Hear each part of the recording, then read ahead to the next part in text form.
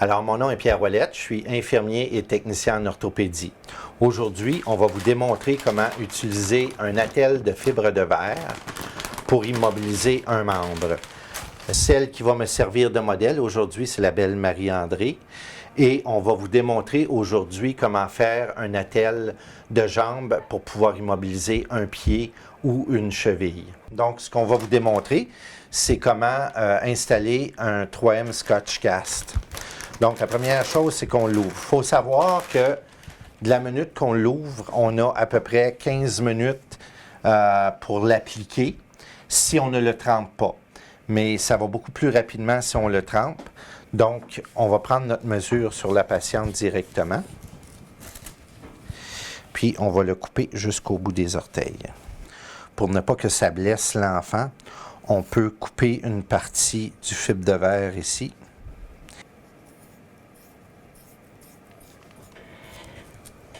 Voilà, puis on rabat ça dessus. Bien. Donc, la deuxième étape, c'est de le mouiller. On le mouille et avec de l'eau tiède froide.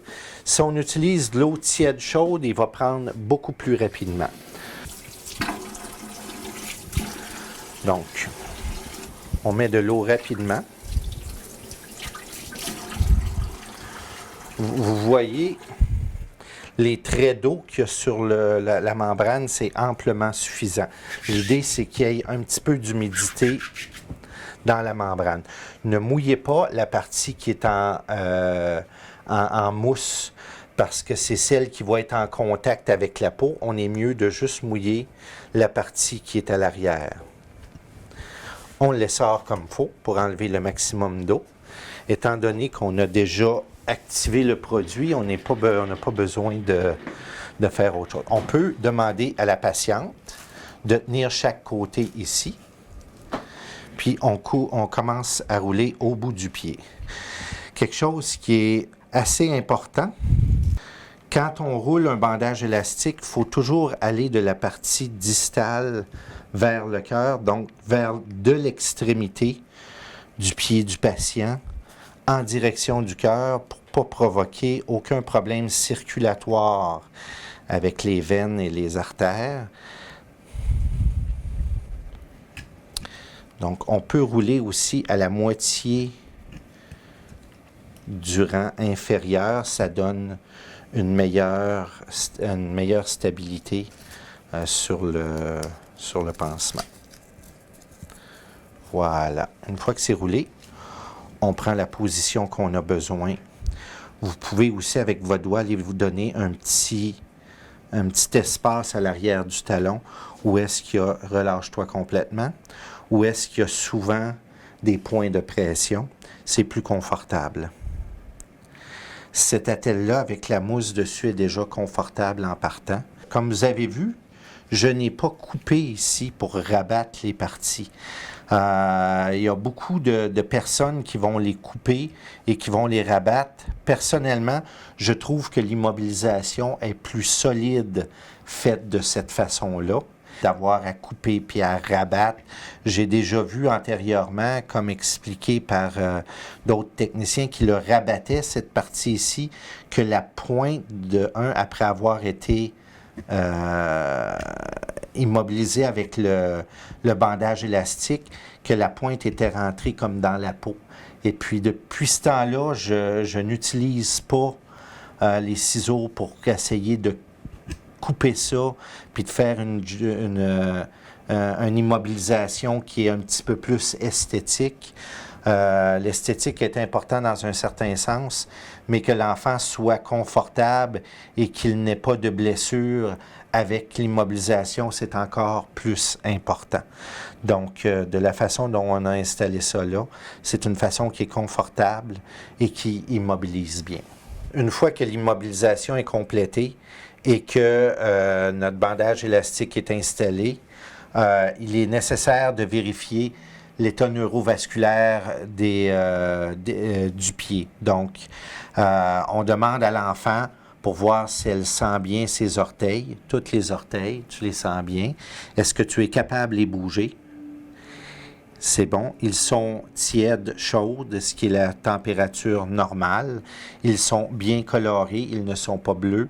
Ils ne sont pas trop blanches. Donc, bleuté ou blanchâtre, c'est un signe qu'il y a un problème circulatoire. Ce qu'on va vous démontrer après-midi, c'est l'utilisation de ce qu'on appelle un SAM splint. SAM splint, c'est une immobilisation qui est recouvert, c'est une immobilisation d'aluminium, mais il y a de l'aluminium dans cette immobilisation-là qui est couvert d'un foam qui est confortable. Donc, la première chose, c'est très pratique parce que c'est très mince. Deuxièmement, on peut plier ça comme on veut. On n'a aucune manœuvre à faire de trempage. C'est une immobilisation qu'on peut facilement amener dans une sacoche. Donc, c'est une immobilisation qui est très pratique.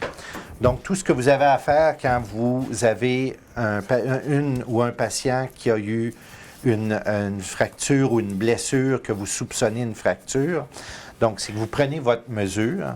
Si naturellement on a un patient qui a une fracture, c'est certain que ça va être plus souffrant que ça. Mais celle-là, on n'a même pas besoin de la couper. Tout ce que vous faites, c'est que vous la rabattez et vous la moulez directement le mieux que vous pouvez à la jambe. C'est certain que ce type d'immobilisation-là ne sera pas aussi confortable. Je suis capable de reculer un petit peu. Ne sera pas aussi confortable qu'une vraie immobilisation de fibre de verre ou de plâtre, mais elle va faire le travail en attendant d'avoir une meilleure immobilisation. Donc, on commence comme ça.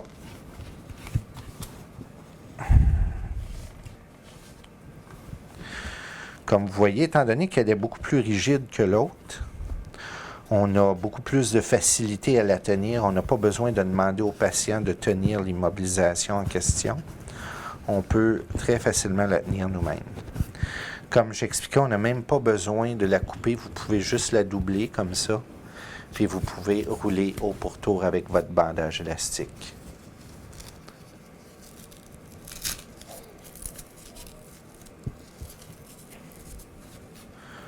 Voilà, c'est tout. Donc, c'est pas compliqué. C'est amplement rigide pour pouvoir supporter une blessure à une jambe ou à un bras.